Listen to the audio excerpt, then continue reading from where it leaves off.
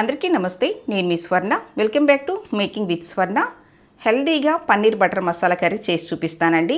చాలా సింపుల్గా చేసుకోవచ్చు, చాలా బాగుంటుంది. మరి చూసేద్దామా?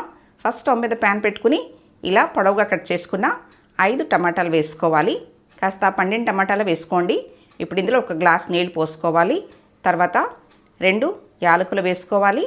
తర్వాత చిన్నది మసాలా చెక్క వేసుకోవాలి, అంటే 1/2 ఇంచ్ అనమాట.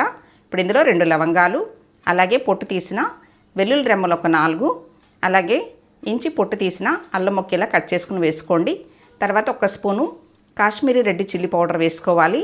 ఇదంతా స్పైసీ ఉండదండి, కలర్ ఉంటుంది. ఇప్పుడు ఇందులో 1/2 కప్పు దాకా జీడిపప్పు పలుకులు వేసుకోవాలి. నేను 15 జీడిపప్పు పలుకుల వరకు వేసానండి.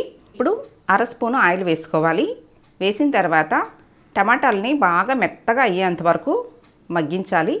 చూడండి, ఈ విధంగా మగ్గిన తర్వాత 1 స్పూను కసూరి మేతి వేసుకోవాలి. కసూరి మేతి అనేది స్కిప్ చేయకుండా వేసుకోండి.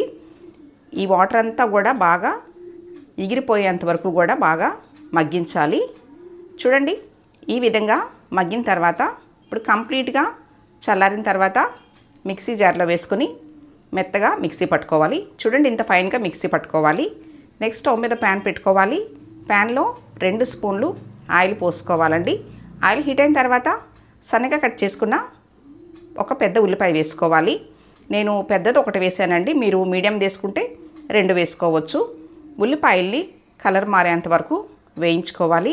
ఇలా వేగిన ఉల్లిపాయల్లో 1 స్పూను ధనియాల పొడి, అలాగే 1/2 స్పూను జీలకర్ర పొడి, అలాగే 1 స్పూను మళ్ళీ కాశ్మీరీ రెడ్ చిల్లీ పౌడర్ వేసుకోవాలి. అలాగే 2 స్పూన్లు సాల్ట్ వేసుకోవాలి. సాల్ట్ అనేది మీ టేస్ట్కి తగ్గట్టుగా వేసుకోవచ్చు. పన్నీర్లో సాల్ట్ ఉంటుంది కాబట్టి సాల్ట్ తగ్గించుకుని వేసుకోవాలి. ఇవన్నీ వేగిన తర్వాత ఇప్పుడు మిక్సీ పట్టుకున్న టమాటా పేస్ట్ వేసుకోవాలి. చాలా సింపుల్గా చేసుకోవచ్చు అండి. చపాతీలోకైనా, పుల్కాలోకైనా, ప్లెయిన్ పులావ్లోకైనా ఈ కర్రీ చాలా బాగుంటుంది. ఇప్పుడు మిక్సీ జార్లో 1 టీ గ్లాస్ నీళ్ళు పోసానండి. మీరు ఇంకొంచెం గ్రేవీగా కావాలనుకుంటే కొద్దిగా నీళ్లు పోసుకోవచ్చు, కానీ ఎక్కువ నీళ్ళు అయితే పోయకూడదు. టీ గ్లాస్ మీద 2-3 స్పూన్లు ఎక్కువ వేసుకుంటే సరిపోతుంది. చూడండి, ఈ మాత్రం చిక్కగా ఉంటేనే మనకి కర్రీ అనేది చాలా బాగుంటుంది. ఇప్పుడు ఈ గ్రేవీలో 200 గ్రామ్స్ పన్నీర్ వేసుకోవాలి.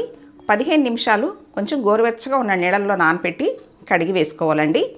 చాలా సింపుల్గా చేసుకోవచ్చు. టేస్ట్ మాత్రం అల్టిమేట్గా ఉంటుందండి. చాలా తక్కువ టైంలోనే ప్రిపేర్ చేసేసుకోవచ్చు. ఇప్పుడు 2-3 నిమిషాలు ఉడికించుకున్న తర్వాత కొంచెం బెల్లం వేసుకోండి. బెల్లం మాత్రం స్కిప్ చేయకుండా వేసుకోండి, కర్రీ టేస్ట్ చాలా బాగుంటుంది. బెల్లం వేసిన తర్వాత 2-3 నిమిషాలు స్టవ్ మీడియంలో పెట్టుకుని ఉడికించుకుంటే సరిపోతుంది. ఇంతేనండి, చాలా సింపుల్గా చేసుకోవచ్చు. నేను చూపించిన విధంగా మీరు కూడా తప్పకుండా ట్రై చేసి కర్రీ మీకు ఎలా వచ్చిందో నాకు కామెంట్ చేయండి. నేను చేసిన పన్నీర్ బటర్ మసాలా కర్రీ మీకు నచ్చినట్లయితే ఈ వీడియోని తప్పకుండా లైక్ చేయండి. మీ ఫ్రెండ్స్ అండ్ ఫ్యామిలీ మెంబర్స్కి షేర్ చేయండి. ఫస్ట్ టైం నా ఛానల్ చూస్తున్న వాళ్ళు తప్పకుండా సబ్స్క్రైబ్ చేసుకోండి. Thanks for watching.